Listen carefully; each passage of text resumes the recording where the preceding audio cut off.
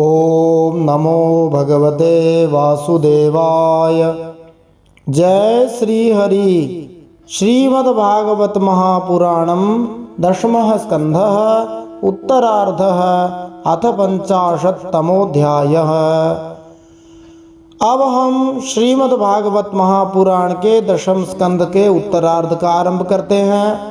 इस उत्तरार्ध में हम 50वां अध्याय सुनते हैं। ध्यातव्य है, श्रीमद् भागवत का दशम स्कंद 90 अध्यायों से युक्त है और 2 भागों में बटा हुआ है, पूर्वार्ध और उत्तरार्ध।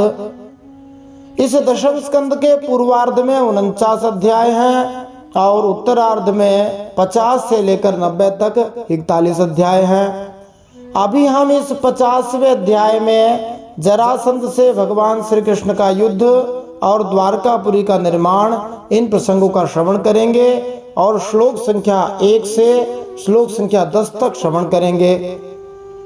श्री गणेशाय नमः, श्री सरस्वत्यै नमः, श्री गुरवे नमः, श्री पुराण पुरुषोत्तमाय नमः।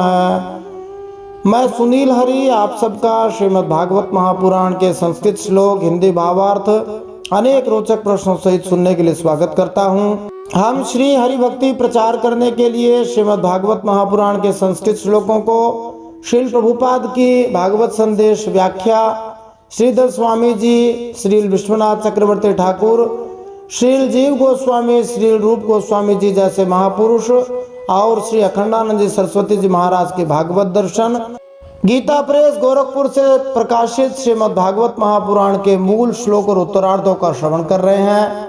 पिछले दशम स्कंद के पूर्वार्ध के अंतिम 49वें अध्याय में श्री अक्रूर जी का हस्तिनापुर जाना, इस प्रसंग को सुनते हुए हमने जाना भगवान श्री कृष्ण की आज्ञा से अक्रूर जी हस्तिनापुर के लिए रवाना हो गए और वहां पहुंचकर धृतराष्ट्र, भीष्म, विदुर, कुंती, बाल्लीक, सोमदत्त आदि से यथायोग्य मिले। तो अक्रूर जी हस्तिनापुर इसीलिए गए थे कि वे जानना चाहते थे कि धृतराष्ट्र पांडवों के साथ कैसा व्यवहार करते हैं, इसलिए वे कुछ महीनों तक वहीं रहे। सच पूछो तो धृतराष्ट्र में अपने दुष्ट पुत्रों की, विशेष रूप से दुर्योधन की इच्छा के विपरीत कुछ भी करने का साहस न था। धृतराष्ट्र सदा शकुनी आदि दुष्टों की सलाह के अनुसार ही काम करते थे। श्री अक्रूर जी को कुंती महारानी और विदुर जी ने यह बतलाया कि धृतराष्ट्र के लड़के, उनमें दुर्योधन आदि जो विशेष हैं, वे पांडवों के प्रभाव, उनके शस्त्र कौशल, बल, वीरता तथा विनय आदि सद्गुण देख देख कर उनसे जलते रहते हैं। जब वे धृतराष्ट्र पुत्र यह देखते हैं कि प्रजा पांडवों से बड़ा प्रेम करती है, तब वे धृतराष्ट्र पुत्र और भी चिढ़ जाते हैं और पांडवों का अनिष्ट करने पर उतारू हो जाते हैं। अब तक दुर्योधन आदि धृतराष्ट्र पुत्रों ने पांडवों पर कई बार विष दिया है, कभी आग लगाई है, ऐसे बहुत अत्याचार किए हैं और आगे भी बहुत कुछ करना चाहते हैं। अक्रूर जी जब कुंती महारानी के यहाँ गए तब वह अपने भाई के पास जा बैठी। अक्रूर जी को देखकर वह बड़ी दुखी हुई। अक्रूर जी को देखकर वह प्रसन्न भी हुई और उसके आंखों में आंसू भी आ गए। कुंती महारानी ने अक्रूर जी से कहा कि आपने कभी हमें संभाला ही नहीं, इतना समय ऐसे ही बीत गया, हम यहाँ दुख पाए जा रहे हैं। मैं शत्रुओं के बीच गिरकर शोकाकुल हो रही हूँ। मेरी वही दशा हो रही है जैसे कोई हरिणी भेड़ियों के बीच में पड़ गई हो। लंका में जैसे विभीषण की स्थिति थी, वैसी ही दशा कुंती महारानी की हस्तिनापुर में थी। विभीषण महाराज लंका में दैत्यों के बीच में रहते थे और कुंती महारानी भी यहाँ एक प्रकार के दैत्य ही थे, इनके बीच में घिरी हुई थी। कुंती महारानी कहती, मेरे बच्चे बिना बाप के हो गए हैं, क्या हमारे श्री कृष्ण कभी यहाँ आकर मुझको और इन अनाथ बालकों को सांत्वना देंगे? फिर कुंती महारानी भगवान श्री कृष्ण की स्तुति करती है। यहाँ देखो, कुंती महारानी ये भूल गई कि मैं अक्रूर जी से बात कर रही हूँ। कुंती महारानी को तो सामने श्री कृष्ण ही दिखने लग गए। वैसे तो भगवान सर्वव्यापी हैं, वे सबके हृदयों में विराजमान हैं, परंतु अभी वर्तमान में प्रत्यक्ष रूप से कुंती महारानी के सामने नहीं है। फिर भी कुंती महारानी तो उच्च कोटि की भक्त है, वे सदा भगवान का सब जगह दर्शन करती हैं। वे सबके हृदयों में विराजमान सर्वांतर्यामी भगवान श्री हरि का दर्शन करती हैं, इसलिए वे भगवान श्री कृष्ण की स्तुति करने लगी। और कहने लगी, हे सच्चिदानंद स्वरूप श्री कृष्ण, मैं अपने बच्चों के साथ दुख पर दुख भोग रही हूँ, मैं तुम्हारी शरण में आई हूँ, हे नाथ मेरी रक्षा करो, मेरे बच्चों को बचाओ। यह संसार तो मृत्यु स्वरूप ही है और तुम्हारे चरण मोक्ष देने वाले हैं। जो लोग संसार भय से डरे हुए हैं उनके लिए तो भगवान के चरणों के अलावा कोई आश्रय नहीं है। हे प्रभु मेरी रक्षा करो, मैं आपकी शरण में हूँ। अक्रूर जी और विदुर जी दोनों ही सुख दुख को समान दृष्टि से देखते थे। दोनों महात्माओं ने कुंती महारानी को समझाया, उन्हें कहा कि तुम्हारे जो पुत्र हैं वे धर्म, वायु आदि देवताओं के अंश से उत्पन्न हुए हैं और तुम्हारे पुत्र तो अधर्म का नाश करने के लिए ही पैदा हुए हैं। इस प्रकार बहुत कुछ समझाया, उन्होंने सांत्वना दी, तुम चिंता मत करो, सब ठीक हो जाएगा। फिर अक्रूर जी धृतराष्ट्र के पास गए और उसको समझाया और कहा, देखो पांडु के मर जाने पर आप जो अपने भतीजों के साथ द्वेष का बर्ताव करते हैं ना, इससे आपको अपकीर्ति मिलेगी। इस दुनिया में कौन हमेशा रहता है? जीव अकेला ही आता है, अकेला ही जाता है। ये खाने पीने वाले लोग एक दूसरे को नष्ट भ्रष्ट कर रहे हैं। जिनको आप अपना समझकर पालन पोषण करते हो वे आपको छोड़कर चले जाएंगे। आपके हाथ तो केवल पाप लगेगा और अंत में आपको नरक में जाना पड़ेगा। तो अक्रूर जी धृतराष्ट्र को जीवन का एक बड़ा ही महत्वपूर्ण सत्य बताते हैं कि हम भले ही कितनी चीजें इकट्ठी कर ले, परंतु जीव आता भी अकेला ही है और साथ में कोई जाता नहीं है और जा सकता भी नहीं है। और जो लोग धर्म से विमुख हैं, हरि से विमुख हैं, वे तो समझो अपना लौकिक स्वार्थ भी नहीं जानते। जिन लोगों के लिए हम अधर्म करते हैं वे लोग तो हमें कब के ही छोड़ देंगे और अधर्म करने से कभी संतोष का अनुभव भी नहीं होगा और सदा पापों की गठरी सिर पर लादकर खुद नरकों में जाना पड़ेगा, दुख पाना पड़ेगा। अक्रूर जी धृतराष्ट्र को समझाते हैं, देखो ये संसार तो सपना है, माया है, जादू का खेल है, मनोरथ है, मनोराज्य की सृष्टि समझो इसको तो, और अपने स्वरूप को समझो। ये दुनिया तो 4 दिन की चांदनी है, सपने का खिलवाड़ मात्र है, जादू का तमाशा है। इसलिए पक्षपात न कीजिए, शांत हो जाइए और जिसको जो अधिकार देना अधिकार दे दीजिए और अपने शांति से भजन कीजिए। अब यहाँ अक्रूर जी ने जो धृतराष्ट्र को संदेश दिया है वो बड़ा ही महत्वपूर्ण है। तो भागवत के उपदेश समाज में शांति स्थापना का संदेश देते हैं। आज के युग में जो व्यक्ति भ्रष्ट तरीकों से धन संपत्ति बटोरने में लगे हैं, भ्रष्टाचार कर रहे हैं और ऐशो आराम की जिंदगी जी रहे हैं अथवा जीना चाहते हैं, वे नहीं जानते कि इसके दुष्परिणाम उन्हें अकेले ही भुगतने होंगे। परिवार वाले लोग तो इसके बल पर मौज मस्ती करेंगे, पर इसका फल, इसके बदले की यातनाएं, प्रताड़नाएं तो कमाने वाले को ही भुगतनी होगी। मरने के बाद ही नहीं, धन कमाने में भी बड़ा कष्ट होता है और जब अचानक धन चला जाता है, बेटे ऐसे खराब निकल जाते हैं, तब बड़ा दुख होता है। भ्रष्ट और अनैतिक कार्यों से धन कमाने वाले, अपराधों में लिप्त रहने वाले, आतंकी हमले करके निर्दोष व्यक्तियों की जान लेने वाले लोगों तक भागवत की यह चेतावनी पहुंचाना संतों का, विचारकों का, दार्शनिकों का प्राथमिक कर्तव्य होना चाहिए। आप लोग इस भागवत कथा को सुन रहे हैं तो ये मूल श्री सुखदेव जी व्यास जी के वचन हैं, इनका प्रचार आपको सबको करना चाहिए। श्री हरि भक्ति प्रचार करना चाहिए, जिससे भागवत के संदेश विश्व में शांति लेकर आए। भागवत के उपदेश, इस महान ग्रंथ के संदेश आज समाज में स्वस्थ चिंतन लाकर शांति स्थापना में सहायक हो सकते हैं। धृतराष्ट्र ने अक्रूर जी से कहा, देखो अक्रूर जी, मैं सब कुछ जानता हूँ पर मेरा मन बड़ा चंचल है। आपने बड़ी अच्छी बात बताई है पर ये मेरे मन में ठहरती नहीं है। क्यों नहीं ठहरती जी? क्योंकि मेरा हृदय जो है ना, मेरे बेटों की ममता के कारण अत्यंत विषम हो गया है। जैसे स्फटिक पर्वत के शिखर पर एक बार बिजली चमकी तो स्फटिक पर्वत दिखता है सफेद, और फिर अंतर्धान हो गई तो फिर अंधेरा हो गया। तो ऐसे ही हमारी भी स्थिति है, हम बढ़िया बढ़िया उपदेश सुन लेते हैं और फिर उसे भूल जाते हैं, उसके ऊपर अमल करने का प्रयास ही नहीं करते। शरणानंद जी महाराज जो मानव सेवा संघ के संस्थापक थे, वे तो कहते थे जानी हुई बुराई छोड़ देनी चाहिए। तो एक प्रकार से धृतराष्ट्र जो है वो जानी हुई बुराई को छोड़ पाने में अपने आप को अक्षम समझ रहा है, जबकि वास्तव में हम समर्थ हैं, हम हमारी जानी हुई बुराई छोड़ सकते हैं। धृतराष्ट्र तो ये तक कहता है कि मुझे पता है कि भगवान श्री विष्णु ही श्री कृष्ण रूप में अवतीर्ण होकर आए हैं और ऐसा कौन मनुष्य है जो उनके विधान में उलटफेर कर सके। उनकी जैसी इच्छा होगी वही होगा, जैसी हरी इच्छा होगी वही होगा।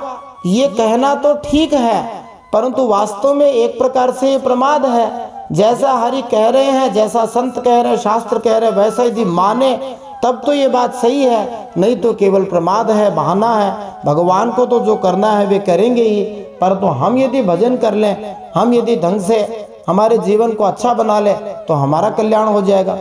अक्रूर जी समझा करके वापस मथुरा आए और भगवान श्री कृष्ण को उन सबके व्यवहार के बारे में सूचना दी।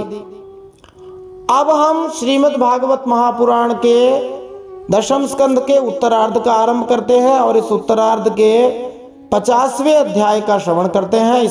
इसमें हम जरासंध से भगवान श्री कृष्ण का युद्ध और द्वारकापुरी का निर्माण, इस प्रसंग का श्रवण करते हैं और इस प्रसंग को सुनते हुए हम इन महत्वपूर्ण प्रश्नों के उत्तर प्राप्त कर सकते हैं। अभी हम इसका पहला भाग सुनते हैं। इस पहले भाग में हम श्लोक संख्या 1 से श्लोक संख्या 10 तक श्रवण करते हैं। तो हम इस पहले भाग को सुनते हुए इन महत्वपूर्ण प्रश्नों के उत्तर प्राप्त कर सकते हैं। कंस की 2 रानियां थी, उनके क्या नाम थे? कंस तथा उसकी पत्नियों के नाम के तात्पर्य क्या है? ये एक महत्वपूर्ण प्रश्न है। श्रीमद् भगवत गीता से इसका संबंध है। जरासंध कौन था? उसके शोक और क्रोध का क्या कारण था? कंस का ससुर कौन था? जरासंध अपने साथ कितनी अक्षौहिणी सेना लेकर मथुरा को घेर लेने आया? एक अक्षौहिणी सेना में कुल कितने हाथी, रथ, घुड़सवार और पैदल सैनिक होते हैं? ये प्राचीन भारत के बारे में जानकारी देगा। भगवान श्री कृष्ण द्वारा जरासंध की सेनाओं के नाश का निश्चय, परंतु जरासंध को जीवित क्यों छोड़ दिया? ये भी महत्वपूर्ण प्रश्न है। श्री भगवान के अवतार का क्या प्रयोजन है?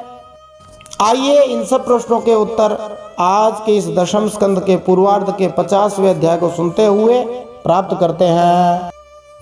ओम नमो भगवते वासुदेवाय। जय श्री हरि। नारायणं नमस्कृत्य नरं चैव नरोत्तमं देवीं सरस्वतीं व्यासं ततो जयमुदीरयेत्। भगवान श्री नरनारायण को प्रणाम करते हुए श्री गणेश जी महाराज, माता सरस्वती, वेदव्यास भगवान को प्रणाम करते हुए हृदयाराध्य सर्वांतर्यामी, सबके हृदयों में विराजमान, अनंत कोटि ब्रह्मांड नायक, परात्पर ब्रह्म पुरुषोत्तम, जगदाधार, जगन्नियंता, जगदीश्वर, जगन्नाथ, जगतगुरु भगवान श्री हरि के पवित्र चरणों में प्रणाम करते हुए भगवत स्वरूप श्रीमद् भागवत महापुराण को प्रणाम करते हुए श्री सुखदेव जी और परीक्षित महाराज को प्रणाम करते हुए अनंत कोटि सब संत महात्माओं वैष्णवों को प्रणाम करते हुए भगवान श्री वृंदावन बिहारी श्री कृष्ण जी को प्रणाम करते हुए अब हम श्रीमद् भागवत महापुराण के दशम स्कंद के उत्तरार्ध का आरंभ करते हैं। इसमें हम 50वां अध्याय सुनते हैं। श्रीमद् भागवत महापुराण के महात्म्य सहित 345 अध्यायों में से अभी तक हम 256 अध्याय सुन चुके हैं। यदि महात्म्य के अध्यायों को अलग कर दिया जाए तो अभी तक हम 335 में से 250 अध्याय सुन चुके हैं। तो हम दशम स्कंद के उत्तरार्ध का आरंभ करते हैं। उसमें हम 50वां अध्याय सुनते हैं।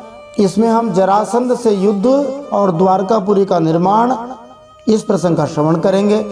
श्रीमद् भागवत महापुराणम दशमः स्कंधः उत्तरार्धः अथ 50तमोऽध्यायः। अभी हम इसका पहला भाग सुनते हैं। श्री शुक उवाच अस्ति हि प्राप्तिश्च कंसस्य महिष्यौ भरतर्षभ मृते भरतरि दुःखार्ते ईयतुः स्म पितुर्गृहान्। श्री सुखदेव जी दशम स्कंद के उत्तरार्ध का आरंभ करते हुए परीक्षित महाराज से कहते हैं, हे भरत वंश शिरोमणि परीक्षित, कंस की 2 रानियां थीं, अस्ति और प्राप्ति। पति की मृत्यु से उन्हें बड़ा दुख हुआ और वे अपने पिता की राजधानी में चली गईं। कंस माने अभिमान होता है। हिंसकः एव कंसः इति उच्यते। जो हिंसा करे उसका नाम कंस है।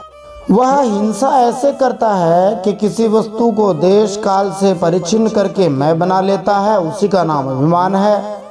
अभितो मान है परिमाण है, जिसके चारों ओर मान हो, परिमाण हो, देश काल वस्तु में जो मैं कर ले उसका नाम होता है अभिमान। मैं करता हूँ मैं। यह दूसरे को अपने से अलग थलग कर देता है। अपने चारों ओर चार दीवारी बनाकर कहता है अहम ब्राह्मण है क्षत्रियो न भवामि, मैं ब्राह्मण हूँ क्षत्रिय नहीं हूँ। तुम क्षत्रिय है मत तो भिन्न है, तुम क्षत्रिय हो मेरे से अलग हो। अभिमान केवल जाति का ही नहीं होता, कुल का अभिमान होता है, कर्म का होता है, विद्या बुद्धि का होता है, अनेक प्रकार का होता है। और परिच्छेदन ही इसका नाम है, अलग करना। यह अभिमान बड़ा भारी हिंसक होता है। अब कंस की अस्थि और प्राप्ति नामक दो पत्नियों का स्वरूप देखो। अस्थि माने इतना तो हमारे पास है, इतने के हम स्वामी हैं, और प्राप्ति माने आगे इतना और प्राप्त कर लेंगे।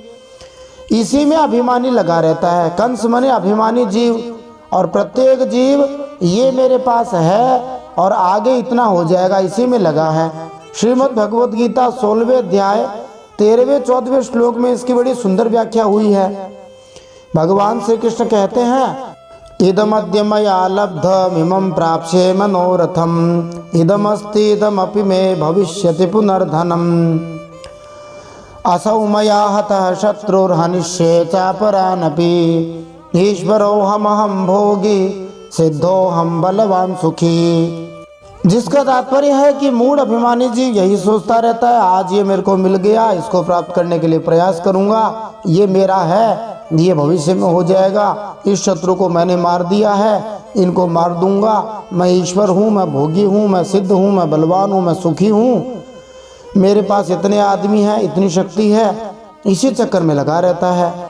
पित्रे मगध राजाय जरासंधाय दुःखिते, वेदयान चक्रतुः सर्व मात्न वैधव्य कारणम।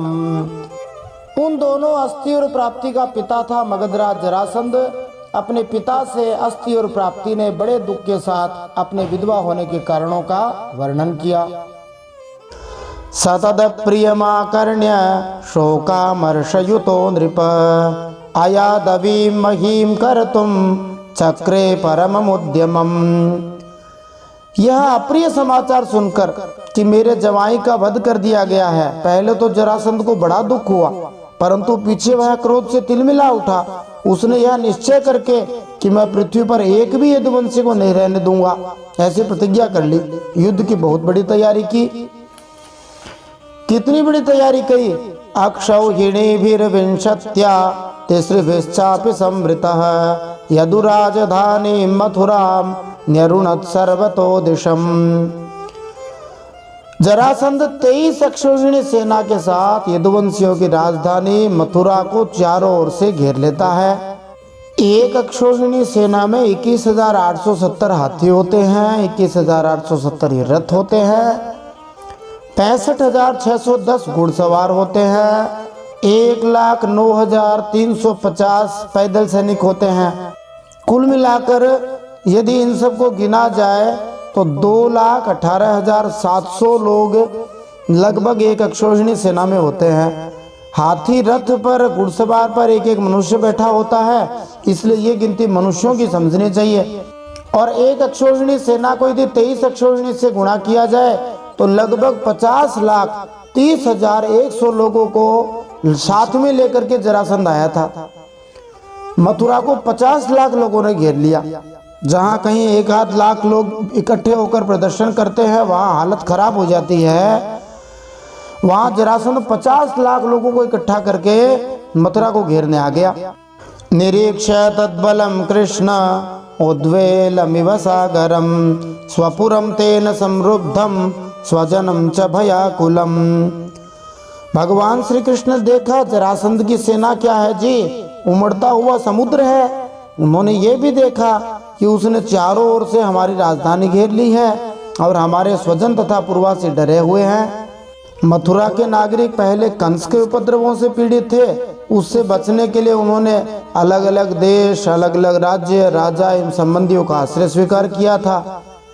फिर भगवान श्री कृष्ण का अवतार हुआ, उसको उन्होंने देखा नहीं, सुना था। जैसे हम लोग भी भगवान के बारे में सुनते हैं तो किसी को विश्वास हुआ, किसी को नहीं हुआ।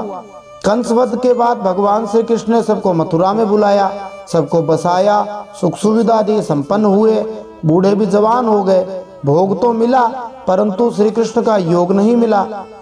आपत्ति विपत्ति आने पर अपने हितैषी रक्षक पर दृष्टि जाती है, त्राण कल्याण प्राप्त होने पर उससे आसक्ति हो जाती है कि ये हमें बचाने वाला है। इसी से मथुरा पर जरासंध का आक्रमण हुआ।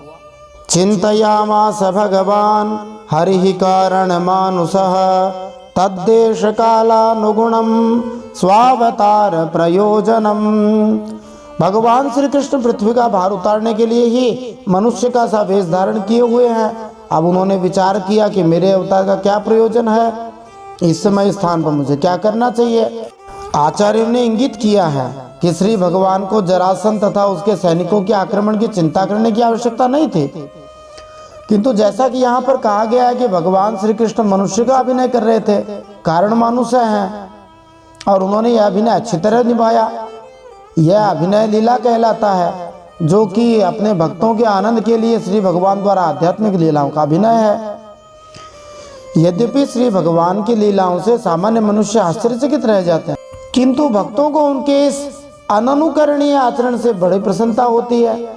माने इस आचरण का अनुकरण नहीं करना चाहिए। इस प्रकार श्रीधर स्वामी जी संकेत करते हैं कि भगवान श्री कृष्ण ने सोचा कि मैं जरासंध को किस तरह परास्त करूं। क्या मैं इसकी सेना को मार डालूं, जरासंध को न मारूं, या इसके बाद जरासंध को मारकर उसकी सेना स्वयं ले लूं। भगवान श्री कृष्ण जिस निर्णय पर पहुंचे वह अगले श्लोकों में वर्णित है। हनिष्यामि बलम ह्येतद् भुवि भारम समाहितम मागधेन समानीतम वश्यानां सर्वभूभुजाम् अक्षौहिणीभिः संख्यातं भटाश्वरथ कुंजरैः मागधस्तु न हन्तव्यो भूयः कर्ता बलोद्यमम्। भगवान श्री कृष्ण ने सोचा ये बड़ा अच्छा हुआ कि मगधराज जरासंध ने अपने अधीनस्थ नरपतियों की पैदल, घुड़सवार, रथी और हाथियों से युक्त कई अक्षौहिणी सेना इकट्ठी कर ली है। यह सब तो पृथ्वी का भार ही जुटकर मेरे पास आ पहुंचा है। मैं इसका नाश करूंगा, परंतु अभी मगधराज जरासंध को नहीं मारना चाहिए, क्योंकि वह जीवित रहेगा तो फिर से असुरों की बहुत बड़ी सेना इकट्ठी करके ले आएगा।